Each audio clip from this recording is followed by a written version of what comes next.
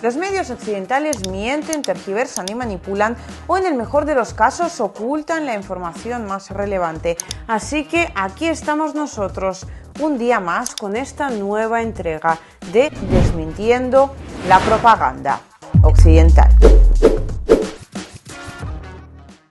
Bueno, ahora por fin puedo centrar la imagen un poco más. No sabéis cuánto estoy disfrutando el hecho de que no tengamos ya secretos los unos de los otros, o bueno, que yo no tenga que guardarme según qué cosas.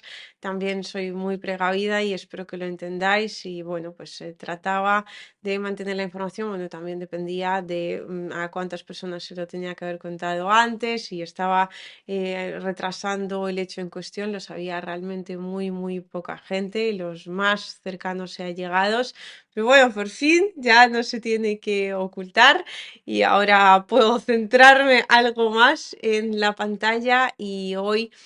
Sin embargo, seguimos con la actualidad internacional, con la actualidad del conflicto ucraniano para ser exactos, y es que aparte de todos los avances que están produciéndose a día de hoy en el frente ucraniano, o sea, aparte de todas esas zonas que venimos comentando desde hace bastante tiempo y a las que, sin embargo, se les siguen añadiendo frentes nuevos, ahora actualizamos, ¿no?, la información ya con la dirección de Kursk, con la dirección de Donetsk, aquí destacando tanto el frente de Pakrovsk como el frente de Ugledar, y encima a esto se le añade el recién activado o reactivado frente de Kharkov, y además de alguna forma, no, esa incógnita de si Rusia va a abrir otro frente en términos de intensificar ahí los combates de posición que ya estaban existiendo en el mismo, pues ahí se añade a la saca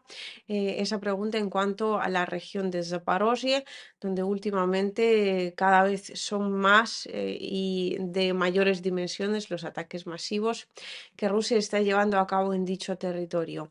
Pero también es cierto que en cuanto al conflicto ucraniano y en cuanto a la situación geopolítica en términos globales, lo que debemos comentar aquí son estos últimos puntos y estos últimos cambios que se están produciendo en la doctrina nuclear de la Federación de Rusia y que de alguna forma van a terminar marcando, lo queramos o no, un antes y un después, puesto que a partir de ahora, y vamos a leer exactamente los puntos y comentarlos, por supuesto, traduciéndolo, ¿no?, de alguna manera en términos de qué va a significar cada uno de ellos, pero sin duda alguna desde la Federación de Rusia, y además de forma personal lo ha hecho Vladimir Putin, se ha lanzado una durísima advertencia a todo el occidente colectivo, principalmente, por supuesto, a Estados Unidos como potencia nuclear que es, y principalmente también, en términos algo más generales, a las potencias nucleares que forman parte de Occidente y que de alguna forma lo encabezan. Tenemos lo principal, declaraciones del presidente ruso Vladimir Putin en una reunión permanente del Consejo de Seguridad sobre disuasión nuclear. В обновленной редакции документа агрессию против России со стороны любого неядерного государства, но с участием или при поддержке ядерного государства предлагается рассматривать как их совместное нападение на Российскую Федерацию. Также четко фиксируются условия перехода России к применению ядерного оружия. Будем рассматривать такую возможность уже при получении достоверной информации о массированном старте средств воздушно-космического нападения и пересечении ими нашей государственной границы. Имею в виду самолеты стратегической или тактической авиации, крылатые ракеты, беспилотники, гиперзвуковые и другие летательные аппараты. Aquí tenemos los puntos principales. Le agradezco enormemente a Irina que ha subido este informe por el hecho precisamente que lo haya hecho, valga la redundancia. Aquí vamos con los puntos y después con los comentarios. El uso de fuerzas nucleares es una medida extrema para proteger la soberanía del país, léase de la Federación de Rusia. Hasta ahí todo se entiende a la perfección. La información fiable sobre el lanzamiento de armas de ataque aeroespacial hacia la Federación de Rusia implicará una respuesta nuclear. armas de ataque aeroespacial, y aquí debemos explicarlo un poco, se comprenden dentro de las mismas no solo misiles como tales, sino que también en este saco se incluyen los drones, y en términos generales se está hablando del hecho de que cualquier tipo de ataques masivos, sobre todo, ¿no?, realizados contra el territorio de la Federación de Rusia, pueden conllevar una respuesta nuclear a partir de ahora. Y aquí quizás debemos recordar, ¿no?, los recientes ataques que Ucrania ha realizado contra el territorio de la Federación de Rusia. Eran ataques con drones, sin embargo, pues parece que dependiendo de la cantidad podrían tener consecuencias más o menos serias. Eso por un lado. Por otro, aquí también debemos recordar el hecho de que actualmente el régimen de Kiev sigue pidiendo y ya casi exigiendo, ¿no?, que Occidente les permita realizar ataques contra el territorio de la Federación de Rusia, pero con armamento occidental. Y es precisamente por esta razón por la que se ha actualizado este punto. Una amenaza crítica a la soberanía rusa, incluso con armas convencionales, será motivo de respuesta nuclear.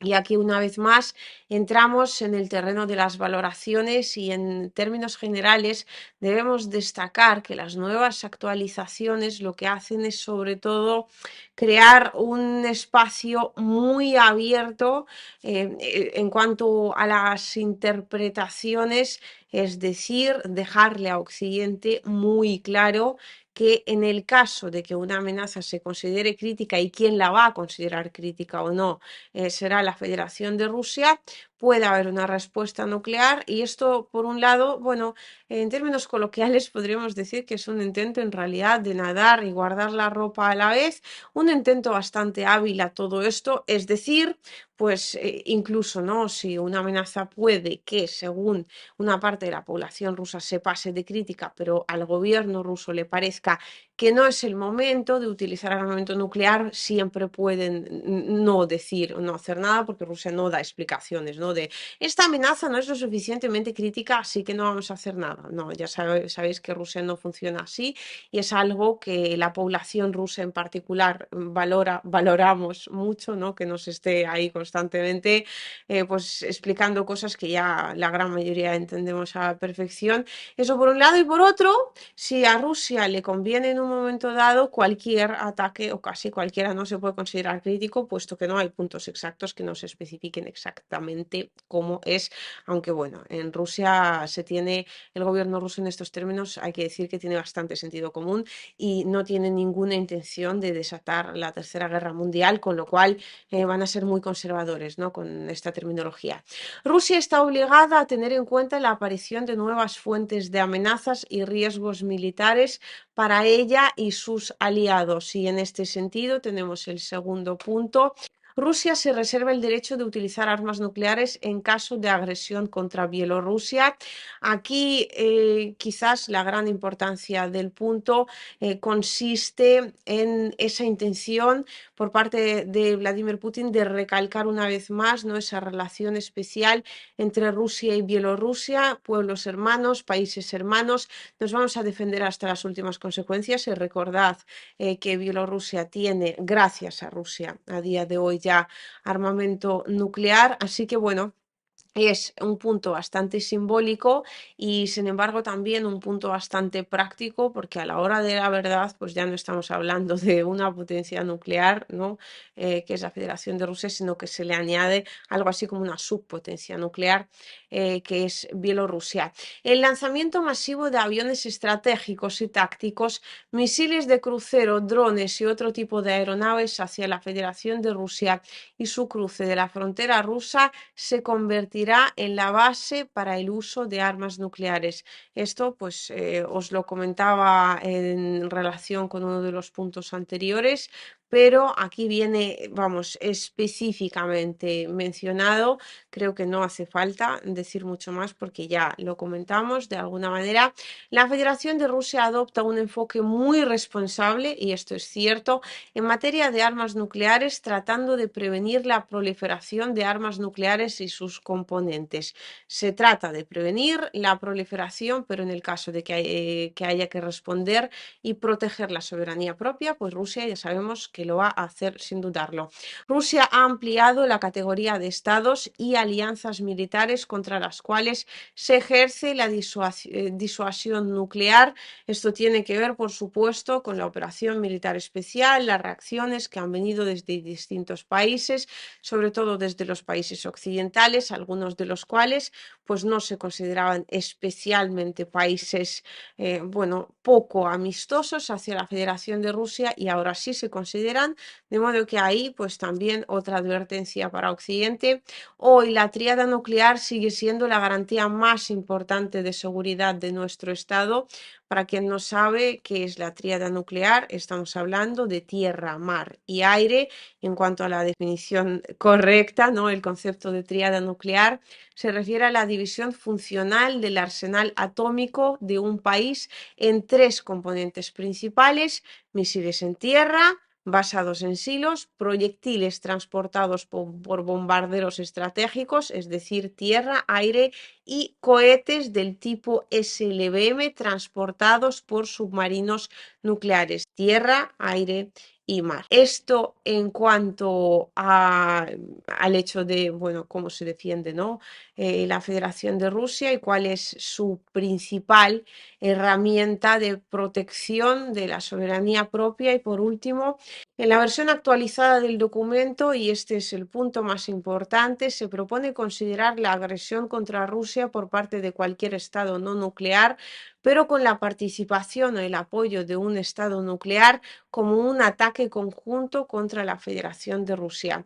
Es decir, en última instancia, si Ucrania, por ejemplo, realiza una agresión, ¿no? Aunque no sea nuclear, contra la Federación de Rusia, y de alguna forma, ¿no? Esta acción o este ataque cuenta con la participación de otro estado nuclear, es como si hubiera atacado directamente el estado nuclear, de modo que la respuesta puede venir directamente pues contra el estado en cuestión. Y yo creo que aquí pues no hace falta tampoco dar muchos más rodeos con la metáfora. Han puesto sobre papel algo que Vladimir Putin ya había anunciado muchas veces, es decir, que pues como por ejemplo cogiendo, ¿no? Los últimos acontecimientos, en el caso de los misiles de largo alcance, no se va a considerar que Ucrania ha atacado a Rusia con un misil de largo alcance de producción estadounidense. No, si Estados Unidos da permiso para que esta operación se realice, se considera que Estados Unidos ha atacado a la Federación de Rusia, y a partir de ahí tenemos que volver a los puntos previos.